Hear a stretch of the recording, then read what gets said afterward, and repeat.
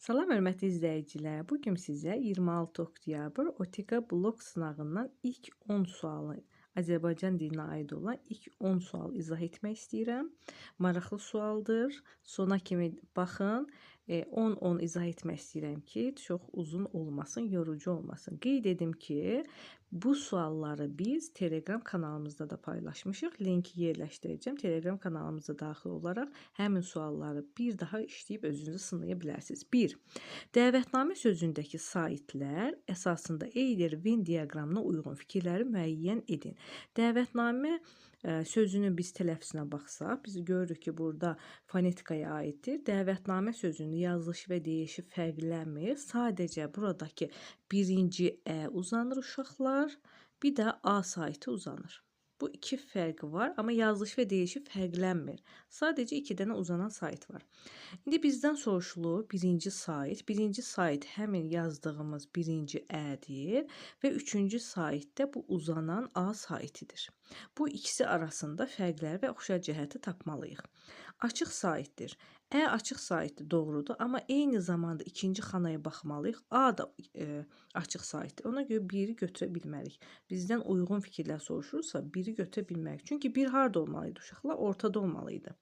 2. İnci dodaqlanmayan saitdir. Bu inci sözü doğrudur. Hələ ki bunu saxlayaq. Ortada baxıq indi oxşar cəhətlərə, ortaq cəhətlər. Uzanan saitdir, doğrudur. Çünki hər ikisi uzanan saitdir. 4. Qarşılığı olmayan cingiltili samitin olduğu heycadadır.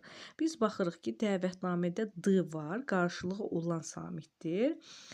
Namədə isə N var. Bu A üçün, yəni daha doğrusu A saiti üçün doğrudur, amma Ə saiti üçün yanlışdır. 4 demək burada olmalıydı uşaqlar. Ona görə 4 yanlışdır. 5. Dodaqlanmayan qalın saitdir. A dodaqlanmır, doğrudur. Qalındır, bu da doğrudur. Bunu da götürək və maneəsiz səsdir. Maneəsiz səsdir nə deməkdir uşaqlar? Saitlərə maneəsiz səs deyirlər. 6 hər ikisinə aiddir. Çünki Ə də, A da sait olduğu üçün altını çıxırıq. Cavabımız oldu 2, 3, 5. Bu da oldu C bəndi. Sadəcə olaraq burada bu məsələ ilə mən özüm razılaşmıram. Çünki burada yazılıbdır ki, dodaqlanmayan, düzdür, burada da yazılıb dodaqlanmayan. Əslində bu dodaqlanmayan sözü olsa, bu sual çox dəqiq olardı mənim fikrimcə. Bu mənim şəxsi fikrimdir. Çünki dodaqlanmayan sözünü əslində ortada yazsaydılar daha yaxşı idi. Amma hər bir halda artıq cavabımız C bəndi oldu. Keçək indi